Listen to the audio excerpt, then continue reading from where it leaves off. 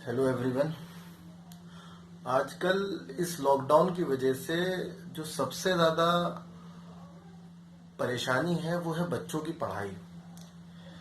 बच्चों को ये लग रहा है कि इन ऑनलाइन क्लासेस का कोई वैल्यू नहीं है और मे बी पॉसिबल उनको ये लगता है कि काउंसिल जो है बोर्ड वो अपना सिलेबस कुछ कम कर देगी।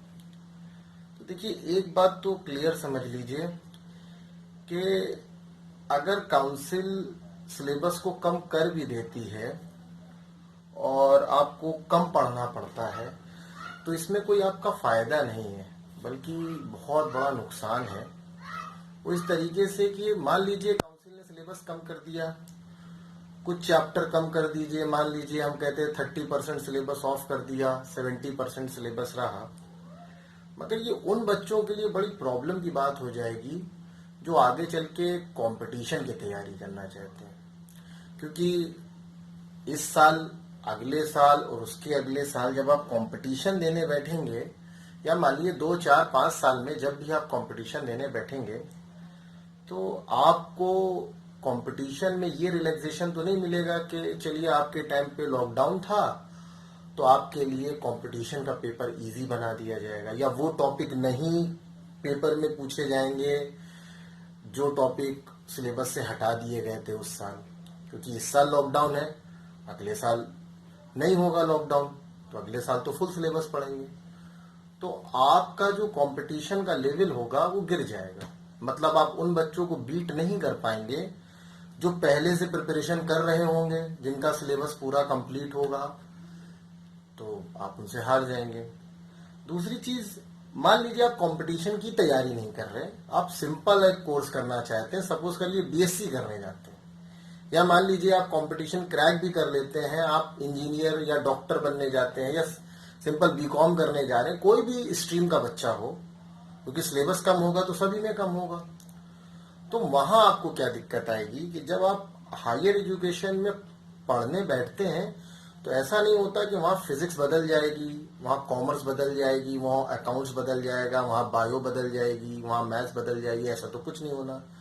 वो तो वही सब चीजें होंगी जो आप यहाँ से पढ़ते चले आ रहे हो, बट जिन टॉपिक्स को आपको नहीं पढ़ाया गया होगा वो टॉपिक आपके छूटे होंगे। अब उन क्लासेस में आपको पीछे का तो नहीं पढ़ाया जाएगा, ये तो बात कंफर्म है। वहाँ के टीचर इंटेलेक्चुअल होंगे, वो आपसे सीधे कहेंगे अगर आप कोई टॉपिक नहीं आता आप 12th की बुक उठाइए, पढ़िए जाकर, बट आपको पढ़ाया नहीं जाएगा पुराना।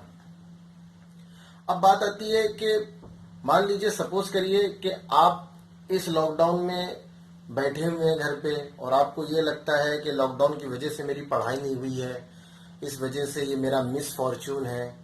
तो ये मिस फॉर्च्यून नहीं है, ये फॉर्च्यून है आपका, क्योंकि इस लॉकडाउन का आप फायदा उठा सकते हैं।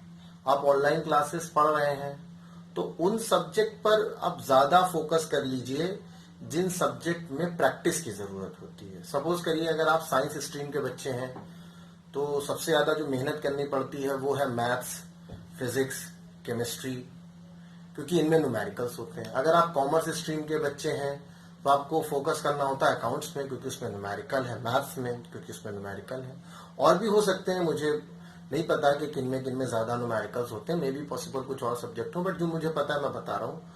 तो जिन सब्जेक्ट में न्यूमेरिकल होते हैं ऑफकोर्स उनको टाइम ज्यादा चाहिए होता है प्रैक्टिस के लिए। तो आप इस लॉकडाउन के टाइम में उन सब्जेक्ट पर ज्यादा फोकस कर लीजिए जिनमें आपको न्यूमेरिकल करने होते हैं।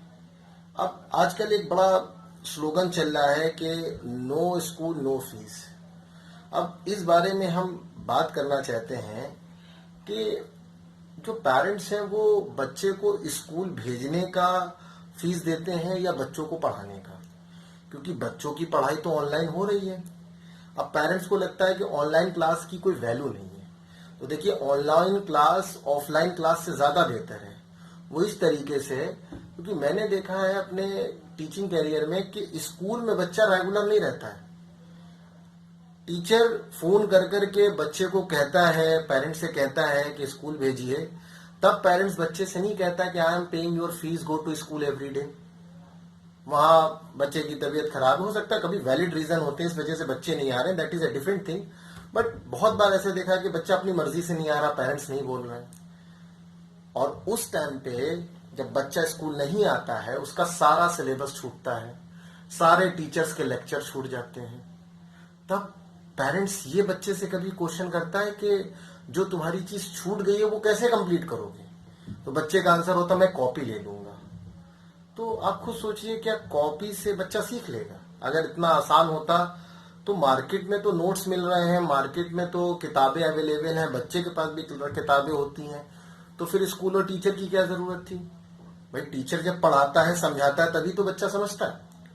तो बात आती है ऑनलाइन क्लासेस में आपका ये नुकसान नहीं होता, क्योंकि हम आपको डे टू डे आपके पास वीडियो जा रही हैं, आपके पास असाइनमेंट जा रहे हैं, आपके पास क्वेश्चंस जा रहे हैं, उसके आंसर पहुंच रहे हैं। आप खुद सोचिए, अगर बच्चा मान लीजिए मिस भी कर रहा है या आप देख कर वीडियोस को समझ में नहीं आ रहा, तो एक बार, दो बार, तीन बार, 10 बार वो वीडियो देखना चाहे उस इजिली वो अप्रोच कर सकता है, पढ़ सकता है। बट ऑफलाइन क्लासेस में जब बच्चा स्कूल में होता है, अगर मान लीजिए उसको क्लास के बीच में अगर उसको पानी पीने जाना है, वो चला जाता है, टीचर ने उस पीरियड में अगर कुछ पढ़ाया होता है उसको नहीं पता चलता। तो online class is more better than as offline class, क्योंकि बच्चा यहाँ पे तो रिपीट कर ले रहा है। बट हम ये नहीं कह सकते कि ऑनलाइन क्लास ही बेहतर है। देखिए कुछ चीजें ऐसी होती हैं जो ऑफलाइन क्लास में ही बच्चा सीख पाता है, जो डाउट्स होते हैं। मगर आगे चलकर जब आप 12th स्टैंडर्ड की पढ़ाई से आगे निकल जाएंगे, कोई प्रोफेशनल डिग्री के लिए जब कोचिंग करने जाएंगे, तो आजकल ट्रेंड चल रहा है कि कोचिंग वाले भी ऑनलाइन क्लासेस कैसे लेते हैं। मान लीजिए उनका मेन हेड ऑफिस बना है दिल्ली में और उनका एक सेंटर बन गया है कानपुर में। आप कानपुर वाले सेंटर में जाते हैं तो वो डिजिटल बोर्ड लगा होता है, या फिर आपके पास एक बड़ी सी स्क्रीन लगी होती है यहाँ की क्लास में, जहाँ टीचर नहीं होता, यहाँ एक अटेंडेंट होता है उनका, वो पढ़ा रहे होता है टीचर दिल्ली में, और पूरे ऑल ओवर इंडिया उनके जहां जहां सेंटर बने होते हैं वहां बड़ी बड़ी स्क्रीन लगी होती है, बच्चा वहां बैठ के पढ़ रहा होता है। डाउट उसको कुछ होते हो तो अटेंडेंट को लिख के पेपर में डाउट देता है, अटेंडेंट 2 दिन बाद उनके सॉल्यूशन को रिटर्न मंगवाता है और देता है।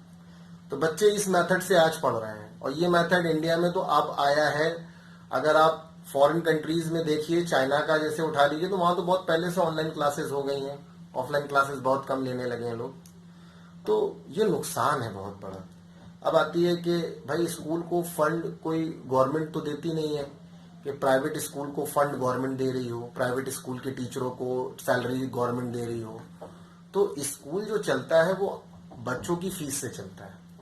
तो अगर मान लीजिए आप बच्चों की फीस नहीं दे रहे हैं तो स्कूल कैसे चलेंगे, और स्कूल नहीं चलेंगे तो ऑफकोर्स टीचर्स की फीस नहीं मिलेगी।